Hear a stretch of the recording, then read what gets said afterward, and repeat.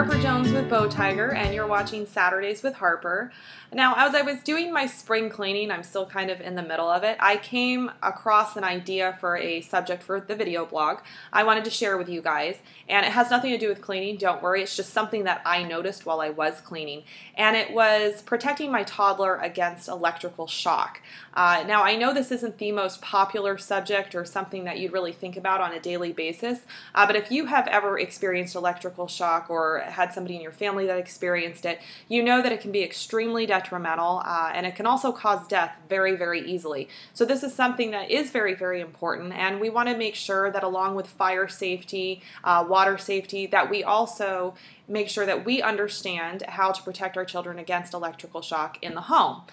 So I want to go over a few ideas that I had, a few things that I had researched on ways that you can prevent that within the home for your toddler. Now, first of all, sockets these days, at the different things that you plug your appliances into, they're basically created so you can't get shocked. The outlets to them are so small, so they basically only allow the appliances to be plugged into them, or your curling iron or your iron, different things like that.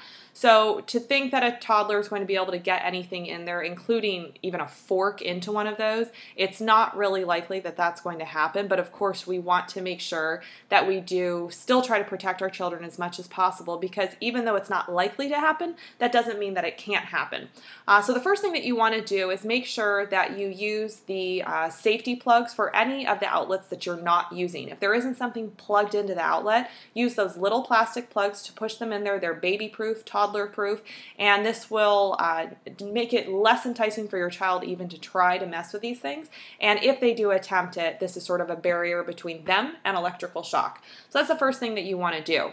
Now, another thing that you want to do is make sure that, let's say you're in the bathroom and you're using your curling iron or your straightener or anything in the bathroom, or you're using an iron out in the living room to iron some clothes.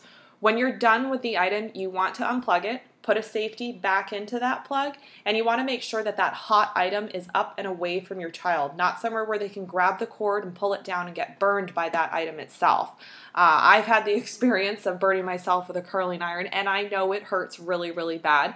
So we want to make sure that our toddlers don't experience that. Now, another thing in the bathroom is a lot of the time we mix the curling irons, blow dryers, different things like this, along with an area that can be potentially wet. And we know that toddlers like to get into everything. So you don't ever want to leave something like that on near a sink. Even if the sink is dry and you've made sure it's all dry, you don't want your toddler to kind of climbing into the bathroom afterwards and turning that sink on anywhere near any of those appliances. So make sure to do that as well. Let's see, what else? Oh, this is a good one. This is a really good one. This is something that, I mean, I kind of heard a little bit back and forth on this subject as to whether it can actually happen, but I did research it and I found that there have been cases where this was actually true. Your cell phone. Your cell phone is not something that you would think could cause a fire or cause a burn, but if you've ever noticed, sometimes your cell phones will get super, super hot, especially if you leave them on a surface that's soft, like a cotton or on sheets or anything like that. Now, there have been cases where those cell phones actually caused burns to a person or caught fire and caused a fire within the home. So make sure that you keep those appliances off of anything soft, and better yet, keep any of your laptops, any computers, any cell phones, iPads, anything like this. Make sure that you keep them up and away from the children. Even if they are like down low, we don't really want our children playing with them anyways. We normally have a lot of important things on there, so just not allowing them access to that kind of stuff is a good idea.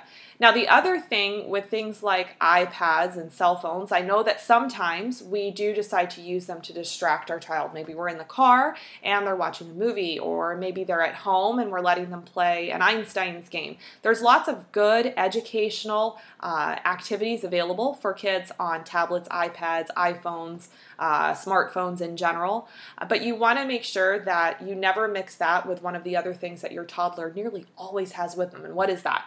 It's their sippy cup. They always have their sippy cup with them. I know that my toddler, she absolutely loves to carry around her sippy cup. It's a big thing for her. And granted, there's only water in it. I don't do sugar.